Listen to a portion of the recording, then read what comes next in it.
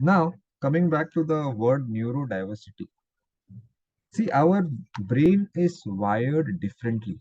Every person's brain is wired differently. Now, when we talk about brain being wired differently, तुरंत हमारे दिमाग में वो ऑटिज्म और डिसलेक्सिया और सेरेब्रल पाल्सी के पेशेंट्स दिमाग में आते हैं, उसकी बात नहीं कर रहे हैं हम.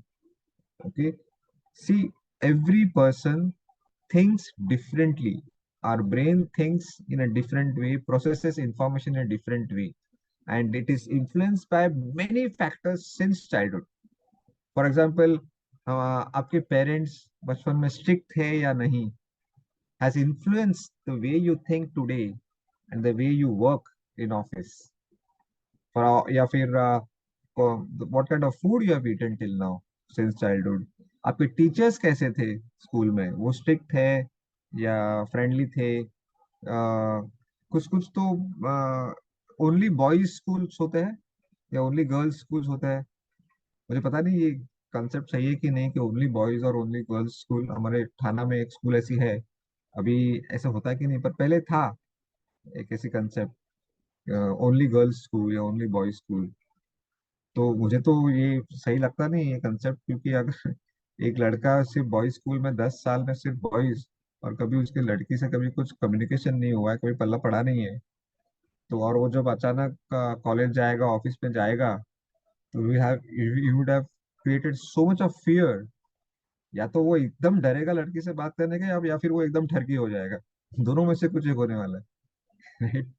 सो ये तो उसका अपब्रिंगिंग स्कूल में कैसा है, has influence his the way he has thinking, the way he process information, the way he works, the way he will work in office, right. ये हम सब सोचते नहीं है. या फिर चाइल्डहुड ट्रॉमास क्या थे, that has influence him in a big way. कुछ अर्ली डेथ इन फैमिली, किसी की माँ बचपन में गुजर गई है, मेरी माँ गुजर गई थी, किसी के पिताजी या loved one has died at his very young age. How many number of times he has been hospitalized during childhood, that has also impacted his neurobiological makeup. So considering all these things, why I'm naming all these things in particular is to convince you that we all are bio mechanically makeup पे अपना सब अलग अलग है. The way we think, the way we see our world view, our perceptions सब अलग है, right? अगर इसको मद्देनजर लेते हुए ऑथर बोलता है कि देन स्कूल में आजकल ऐसे होने लगा ना कि पहले कैसा होता था कि सबको केमिस्ट्री बायोलॉजी सब सेम सब्जेक्ट्स थे, और सबका मेजरमेंट ऑफ इंटेलेक्चुअल वो सब एक ही होता था. अभी आजकल आई थिंक स्कूल्स में चेंजेस होने लगे हैं कि चलो ये लड़का बास्केटबॉल में थोड़ा अच्छा लग रहा है, तो इसको ज्यादा केमिस्ट्री और मैथ्स में हम ज्यादा खिचखिच नहीं करेंगे. Let him no play basketball and get get better in that.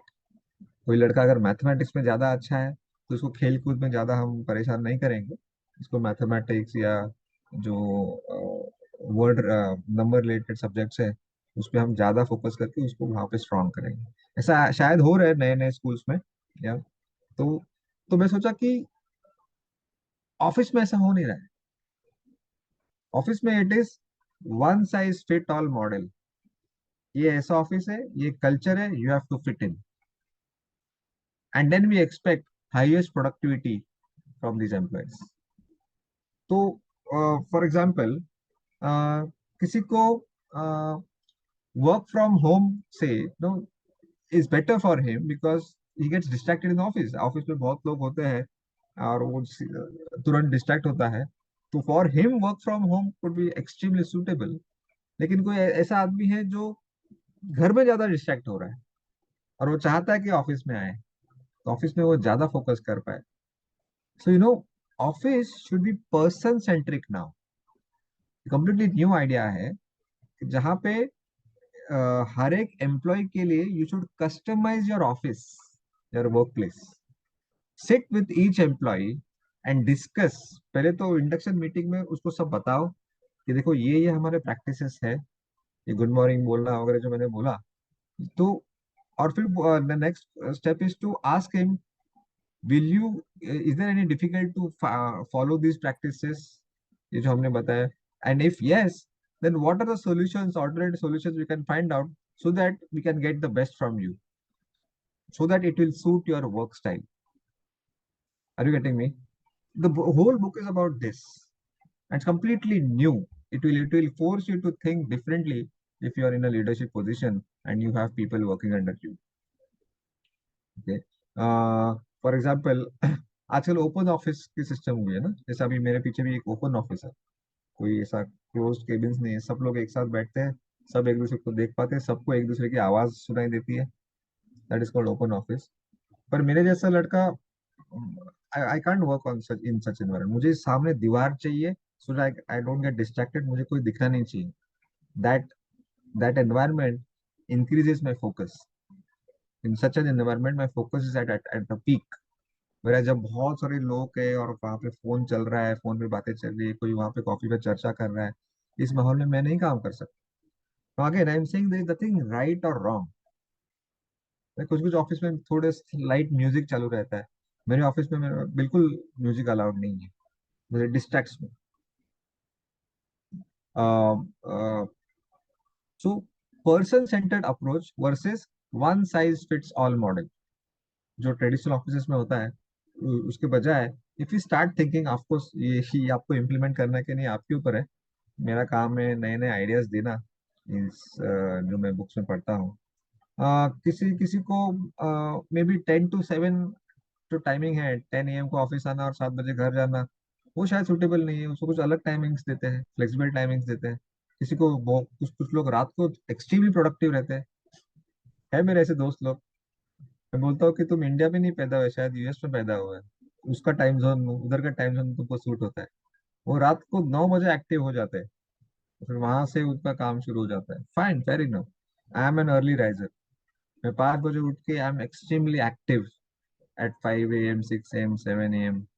और फिर 11 बजे मैं थोड़ा डिजी हो जाता हूँ, बिकॉज मेरा दिन ही 5 बजे शुरू होता है। सो 11 बजे is almost midday for me. So no, I need a small nap during that that that point. अभी कौन सा ऑफिस ही ऑफर करेगा 11 बजे nap, right? But then if I get that 10 minute nap, again my productivity doubles, and no मैं ज्यादा काम करूंगा for the rest of the day, because I wake up at 5 o'clock in the morning. या फिर और example देता हूँ कि किसी को पावर पॉइंट प्रेजेंटेशन देने जमता नहीं है, उनको स्टेज फियर है, बहुत डरते हैं वो, और हम बार बार उसको मीटिंग में खड़ा करते हैं कि चलो अभी बताओ, ब्रेनस्टॉर्मिंग करो, and he is not comfortable because he is very extremely socially awkward. वो बात नहीं कर पाता है, कांट फेस पीपल। तो उसको ज्यादा मीटिंग्स में नहीं बुलाना चाहिए, फिर उसको दूर रख के में भी ईमेल्स और व्हाट्सएप से ज्यादा काम करवाना चाहिए। आप बोलोगे फिर ये तो वीकनेसेस पे काम नहीं करेंगे तो वो इम्प्रूव कैसे होगा? मैं नहीं बोल रहा कि बिल्कुल नहीं करना चाहिए, वीकनेसेस इंप्रूव होने चाहिए, but how about fertilising his strengths? उसके जो स्ट्रेंथ्स है उसको और फर्टिलाइज करके उसको एम्पलीफाई करेंगे। वीकनेस पे तो काम करते ही रहेंगे, वो तो पैरेलल चलता रहेगा, right? If you are forcing an introvert person to always attend the meeting and talk, right, then we are not no, extracting maximum productivity from that person. This is what I'm talking about, customization of your rules and regulations and practices to suit the personality of each employee. Very interesting concept, right? कभी मैंने ऐसे पहले सोचा नहीं था। मैं हमेशा सोचता था कि मेरा ये ऑफिस का ये कल्चर है और अभी इस नए लड़के को इसमें फिट इन करना है, right? But we can bend our rules for the right person. Steve Jobs ने क्या खूब बोला है कि bend the rules for the right person, okay, and never break the rules for the wrong person। और उसको जितना जल्दी भगा सकते हो ऑफिस से उतना भगाओ।